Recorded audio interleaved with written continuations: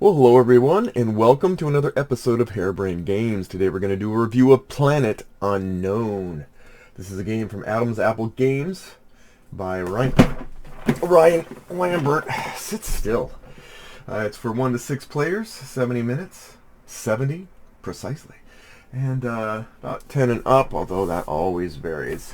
Greetings, Planeteers. As you know, Earth has exhausted its resources, and we need to act now to preserve the future of humanity. Anyway, so use the revolving space station called the Susan, ha ha ha, and deliver, build, polyomino, blah blah blah blah blah. It's better off if I just show you. Okay, let's take a look at what comes in every box of Planet Unknown. You get the box. See, that's a big surprise.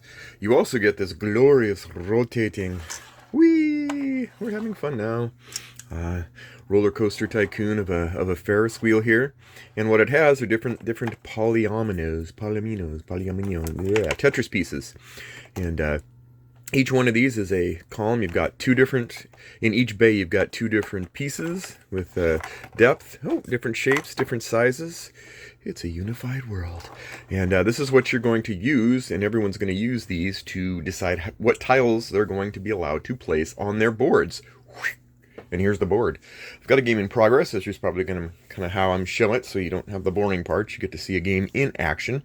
First, you get the planet. Now, there are several of these, and each one has the standard KSB 4156, identical. And if everyone wants to play identically and symmetrically, great. If not, you flip this over, and you're going to get delicious versions of different planets.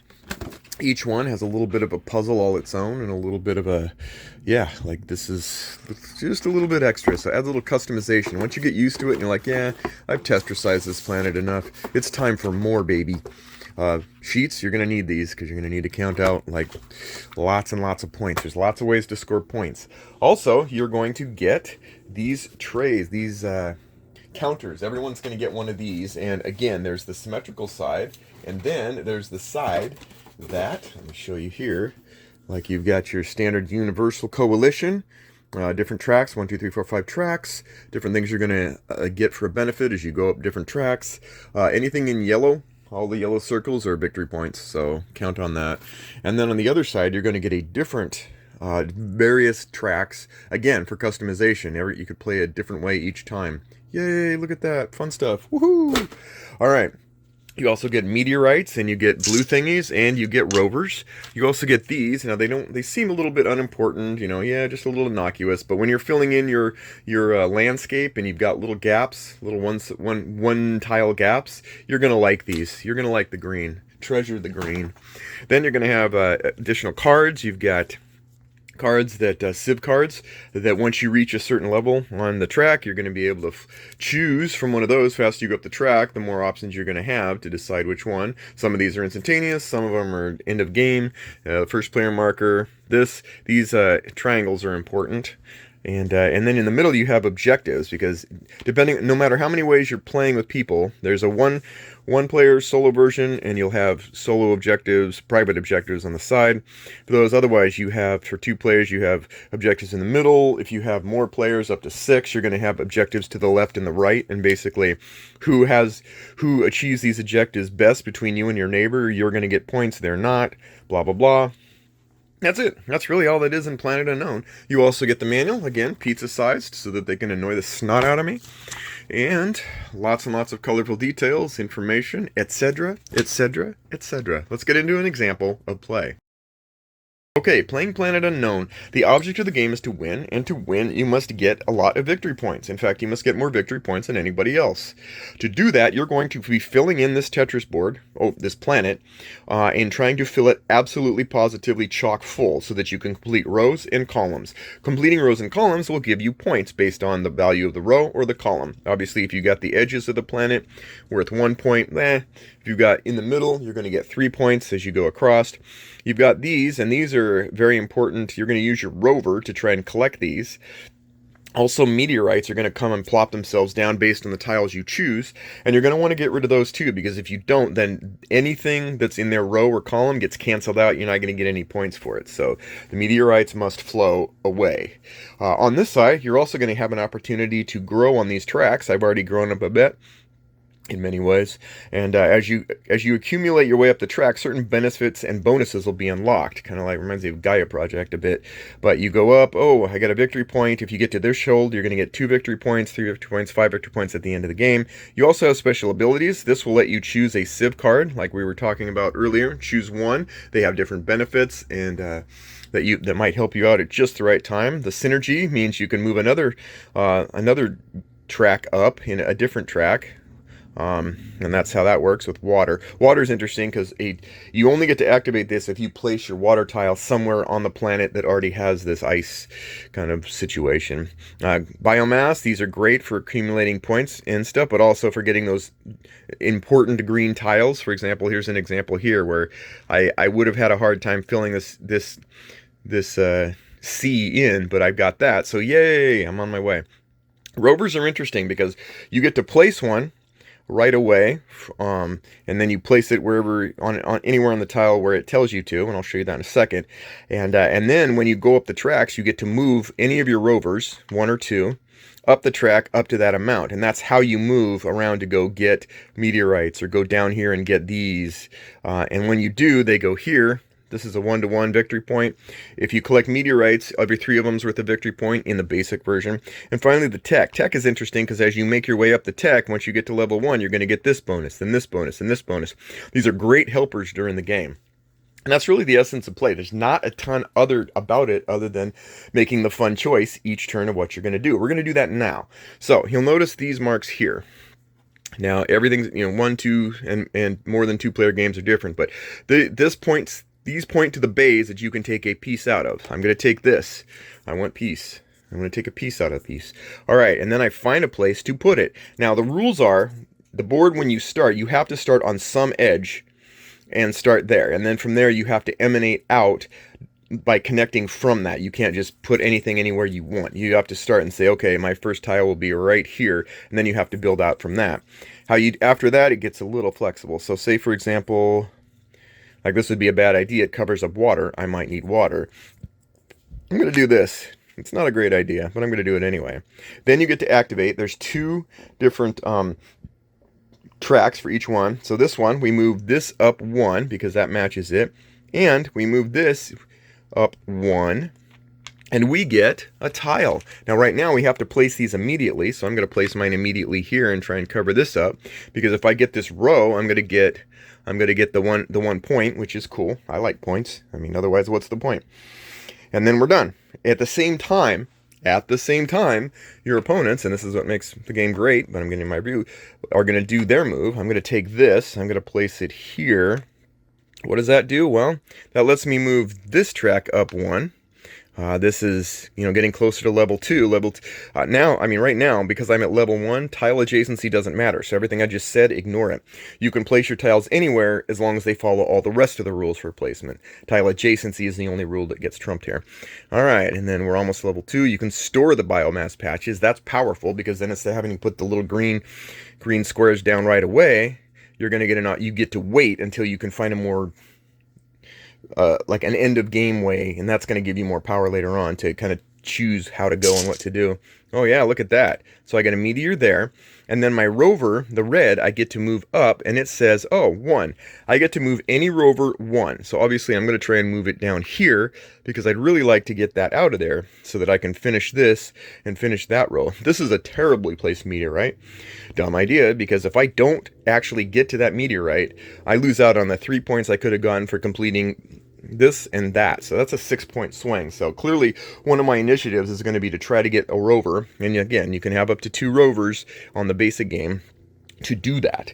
That makes it pretty powerful. And that's what you're going to do. It's literally the turn. Like everything you do from here on out is exactly the same thing as I told you.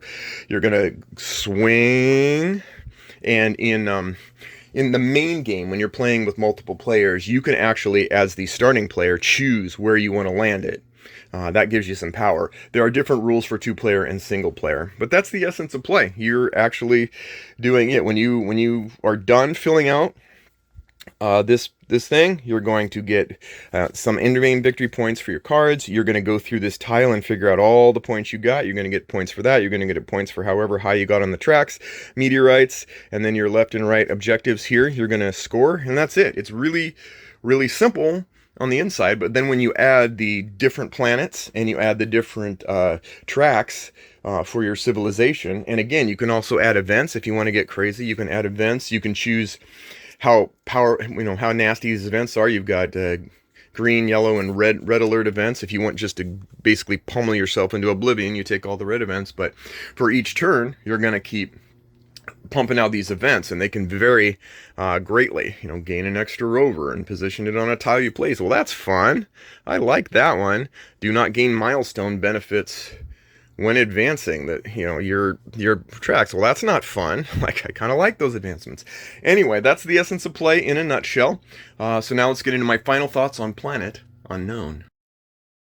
All right, final thoughts on Planet Unknown. What did I think of it? Well, my thoughts aren't unknown just because the planets are. First, let's go over the cons, and then go through the pros, and then we'll finish it up. I don't really have anything specifically to tick this for, or to give it any demerits in any way, because honestly, I think a lot of it's a pretty complete package. I think it sets out to do a certain thing, and it does it. I would say no. I think the gameplay, I think the manual is, yeah, I don't know. I would say this, that it's not necessarily a game that blew me away as an overall package. It is okay. It is simple. Generally speaking, there's a little bit of a slight learning as far as a couple things go. I didn't quite understand some of the cards, like the goals and objectives. They didn't make a lot of sense, and I had to go to Board Game Geek to learn them. But there's only a couple cards that are like, I don't really understand what this objective is, and that's okay. That's fine. That's just a learning thing. Beyond that, I just don't have any particular negatives on it, other than it wasn't something that just like blew me away. I will say that if you are not interested in games that have nominal to no interaction around with each other in any meaningfully direct way, this is probably a game that you might steer from. Also, it's heavy on the polyomino aspect, and so if that's something that just isn't, like, if you just naturally don't like those, you still might like these, but you're not going to gravitate and go like, yes, another polyomino game. So that's it. I don't really have a lot to say in the con front. On the pro front, I have a lot to say. I think the components are very, very good. I would not buy this game if it didn't have the Lazy Susan thing, because as you're spinning around the table, you're spinning the wheel around the table, it really does actually help. You get to see kind of ahead of the game what's going on. You can plan ahead a little bit, or at least know what could possibly come down the pike. When it's your turn, of course, you get full determinism. If not, then you're at the mercy of those rolling around you. Unless you're playing the lower player counts, that's a different story altogether. The actual planets are good. I like that they had the simple layouts for everybody to start with, so you have the very basic, and you could theoretically continue to play the basic one. It's very zen-like because there's not a ton of things, just like, okay, it's almost like a Splendor-like feel, like everyone plays Splendor, and you're just kind of like, filling in stuff, and it goes okay. Everyone's got the same sort of thing, quest to fill out their map, whatever. I think here's some rovers, move them around was okay. It didn't blow me away, but it was also serviceable, and it made sense. As you go up the tracks, you're going to be able to do, move more of your rovers, clear out meteorites. It's all about points in the end, and so you're not going to have like tense moments of extreme action. Probably not. Mostly it's going to be, can this piece fit? What upgrades can I have? The player boards, the goal cards. I do like the Seven Wonderish kind of like, I've got objectives to the left and right of me, and if I beat these guys at it, that's going to nudge me over some more points. Lots of ways to score points. Not a big, just, it's kind of a casual, let's slowly build our planet out and terraform it and see how our neighbors do. You can, if you really, really get into it, you know, be looking at your neighbors and looking at which, you know, tiles will benefit them, and you can mess with them. That's probably where you could get the most direct, sort of like patchwork, where you can, if you want, play in a way that tries to really exhaust the best moves for yourself and the worst moves for others. Although in the plays that I played a bit with people, mostly are just kind of like happy to kind of like just keep an eye out for their neighbors, but mostly just focus on their own endeavors. I did not like this much at 2. I think it's, as a solo excursion, I think it's cool. I really like it. I think it's a nice puzzle game at 2. Sorry, at 1. At 2, I just didn't like that. You know, I wanted 3 or 4 really to kind of spin the table and get everybody working and grabbing stuff. I do think that its saving grace, and it's really, really handy, is that simultaneous choice selection thing. It's not even in 7 Wonders, you got to wait for your opponent to like give me your cards. Here it's just like I spin, I choose, everyone else take what you want, take what you can point at and do something with it. You got to do that, and that's kind of cool too. Yeah, no, I have nothing really bad to say about it. I just can't say that it just blew me away, because honestly, it's just a nice, pleasant game. It may grow on me over plays. I played it several times, and again, like solo, I think I could pull this out, play a game of it, and put it back and feel pretty good about myself. 3 and 4 players, I think once I explain to people like meteorites and the rover system, then everything else is going to fall into play, and I could teach this easily. The real big, awesome spot here is when you flip over the simple side and you start getting into the more complicated. When you flip over the corporations to get different objectives, and you flip over the maps, and you've got then it gets really thinky, and then you're getting into some, that's when I start getting excited, you know, playing it with a group of people, making sure. But then you flip it over and suddenly you've got like a lot of different things. Everybody's got their own little configuration they have to contend with, their own bonuses on their corporations. Then you really start to see it at its best. I actually would recommend, as soon as you get people used to that one-size-fits-all configuration, you flip it over and just start playing. Then it gets fun, and I think that bumps it up for me from what would have been a pleasant 7 to a 7.5 or 8. So honestly, Planet Unknown, if you can find it, I am definitely, if they ever do a version without a Lazy Susan, ignore it. Unless you want to make your own Lazy Susan or whatever, just because I think it gets real. I mean, you're not going to be able to cumbersome like move piles, whatever. The Lazy Susan is a nice bonus. Again, you know, the whole big thing when you see the pictures of this game is like the Lazy Susan is this big innovation, and I will say that it's innovative. Yeah, I get it, but you know, the whole game itself is not necessarily innovative. It's just a nice, pleasant polyomino with nice, interesting, developed puzzles. So I recommend it. Planet Unknown, give it a shot if that sounds of interest to you, and if not, well, we'll see you again next time on Harebrained Games.